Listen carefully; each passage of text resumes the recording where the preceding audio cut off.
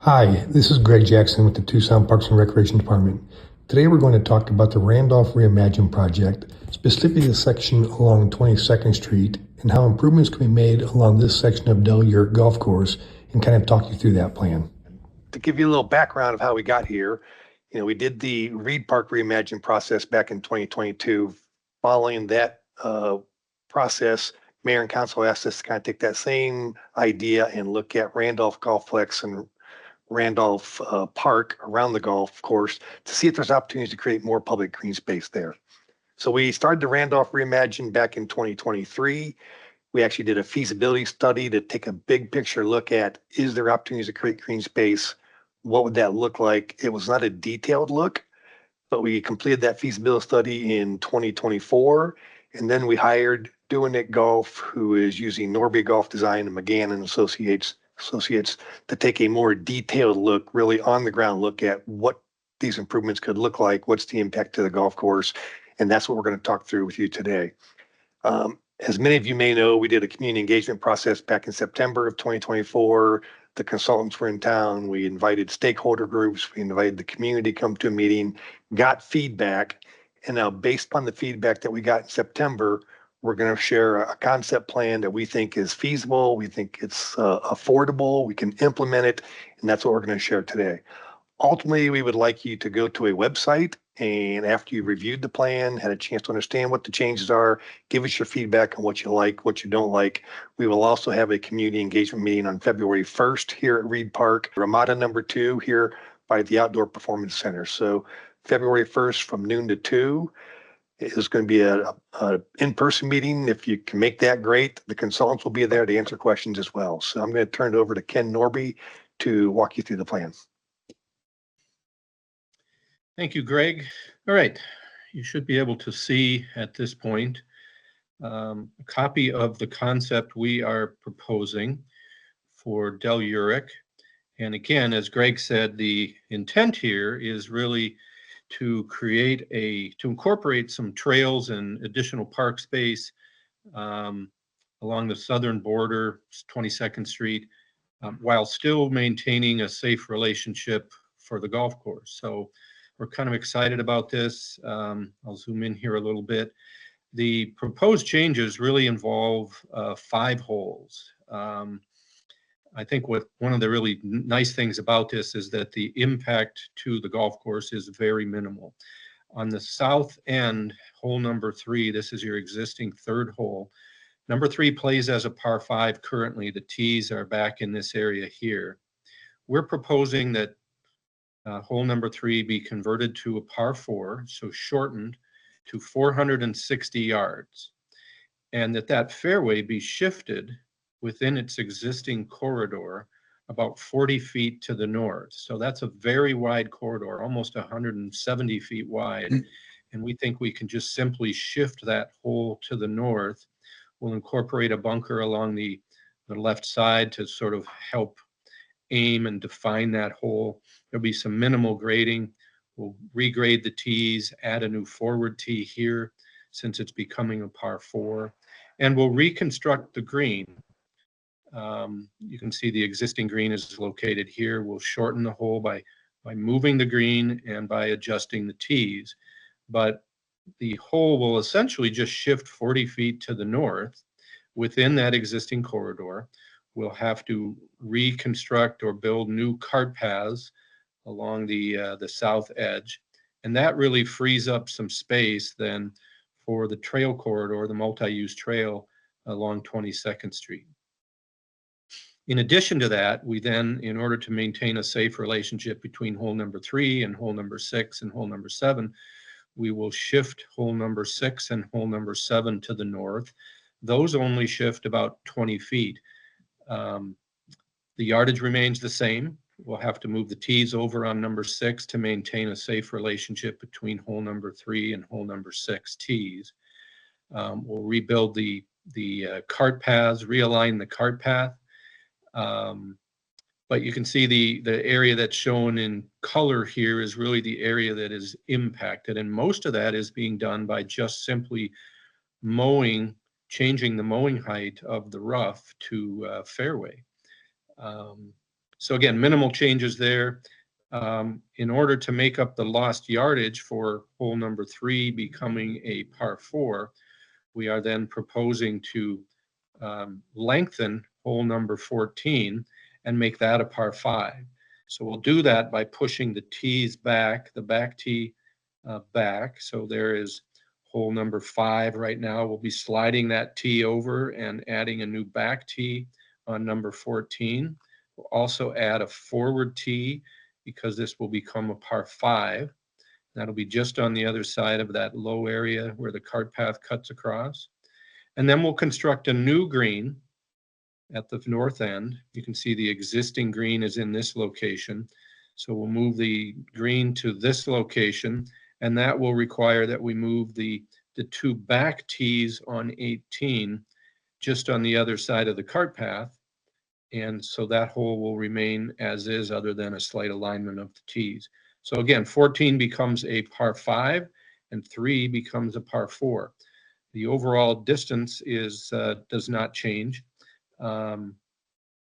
We are proposing 2 other small changes. One of them would be to lengthen the tee on number 4. Number 4 right now plays 299 yards, which is pretty short by today's standard. We would lengthen that to 315. That gives us some additional teeing area, which should take some of the stress off of the tees for hole number 4. It also helps us make up a little bit of the difference of lost yardage on hole number 3. And then we would also take the back tee on number 12, and push that back just slightly. So that'll be 475 yards.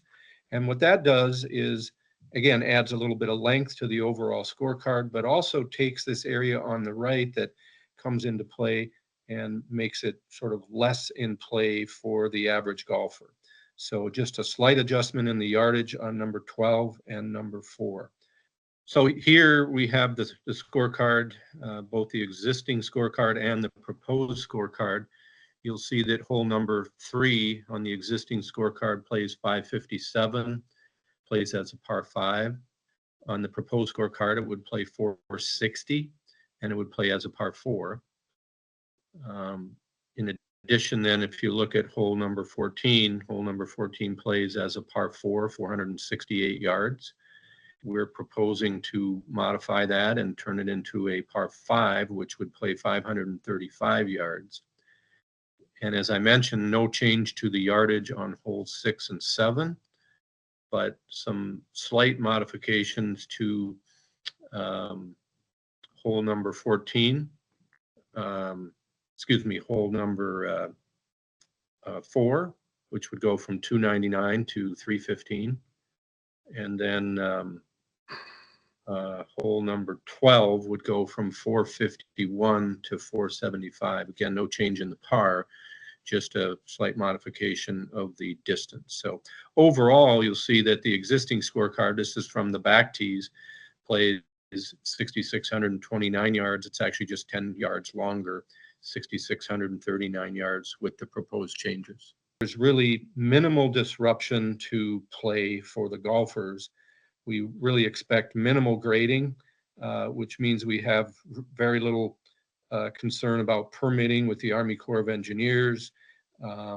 And I think that this concept really allows us to save all of these large trees that border the holes that are really critical to the character of the golf course. So with that, I will turn this over to Scott Martinez with McGann, and he can talk a little bit about trail corridors and park spaces.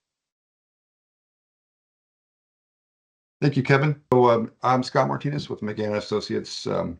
We're tasked with creating a park light corridor that utilizes this sort of additional space gained by the reconfiguration that Kevin talked about to hole number 3 and the Del Uric Golf Course there. So what I'll do is I'll run through each of these keynotes, and I'll kind of scroll through this plan sheet to show you how try to keep this in an organized fashion here, but it should There we go.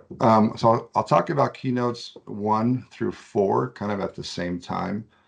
1 is the 12-foot wide asphalt multi-use path that runs along the corridor. 2 is the adjacent pedestrian path. 3 is a fencing, uh, uh, perimeter fencing, and 4 is a safety fencing. So what we've done is with this new configuration, we're allowed to sort of move the fence line to create a more open park-like experience as you're walking through this path. So the corner at Randolph Way gets a more nice graceful curve that ties in. Towards this side where the green is, there is a safety corridor that which we need to align the pathway closer to the roadway to keep, out of errant balls pathways from the course. In this area, there'll be a couple of safety we'll call it decorative protective fencing that will be featured in higher risk areas, and then as we get out of those areas, the path will open up, and we're able to move the fence even further into the course. I guess I should also mention in this area, we've moved the fence about another 20 feet from where it is currently. So this area is getting wider. As we get past that safety corridor, we're able to open up and create some more open pathways where we're able to provide options to provide landscape areas between the two paths, and just kind of gives us some more character and a better feel as you come through the park on this side. We've been able to create a nice park-like space here at the east end, which I'll talk about in a little bit, and open it up to allow users to utilize this pond that we have, which is a reservoir for the irrigation for the golf course, on the east side of the path, and then opportunities for users looking at the pond on the west side. Also, opening up this corridor in the fencing. Currently, it's a little tight, and we've got feedback that it feels a little unsafe. So, providing a more open feeling through this space as we connect to the west side. And at this project, we're currently looking at this is our limits on the concept to this point. Keynote number 5, I'd like to talk about. We're going to incorporate some green stormwater infrastructure basins. So we're going to utilize stormwater runoff where possible to provide supplemental irrigation for native plantings. Those plantings will be placed where we can to provide a buffer between the street and the pathway and help mitigate some of the noise. Keynote number 6 comes in this space here, where for this concept, we're proposing sort of a more natural wildlife viewing, birding area that would incorporate some viewing decks on each of these ponds. And I have some example images to show you as we get through this plan view. But one for each side, and that will allow users to really enjoy the pond and what they can see and view from these areas. The spaces in between would feature some picnic tables. I believe that's keynote 8 is picnic tables. 7 is pollinator gardens. So this space would be enhanced with plantings and decorative boulders, possibly some logs to provide a more natural, native space that will invite wildlife, pollinators like birds, bats, bees, butterflies, hummingbirds into the space, and create a really nice sort of passive recreation area for users to enjoy. Number 9 are some bird blinds. And the bird blinds are kind of cool in that they allow users to get closer to birds without spooking them, so they can get closer to take better photos. So we've placed a couple of those here. So I'll kind of scroll through. Oh, lastly, while we're on the plan, at the southwest corner, uh, I talked about how this curve has been that connects to this east or west side path is more graceful now. It's opened up. We've moved the fence into this space. Really want to enhance this space to sort of signify the importance of this, major entrance into the City of Tucson Parks and Rec Department. You also connect to Reed Park Zoo, High Corbett Field. So we really think that this corner can be enhanced with those features. Sort of more enlarged views of these spaces. Just pause on these a little bit so you can see what we're doing here. This is the fence. Currently the fence, runs in this area. So the space is more opened up, more park-like on the southeast corner. The viewing decks for each of the ponds, bird blinds, pollinator gardens in between, the new fence line, opening up this space, also opening up this irrigation pond. We know that a lot of users visit this space to do bird watching, to see some of the more water birds that aren't typically found in their backyards. So show some examples of these features. Here's an example of a bird blind, which is also something that can be incorporated, the sort of metal artwork into the protective fencing. Another example of bird blind, the viewing decks.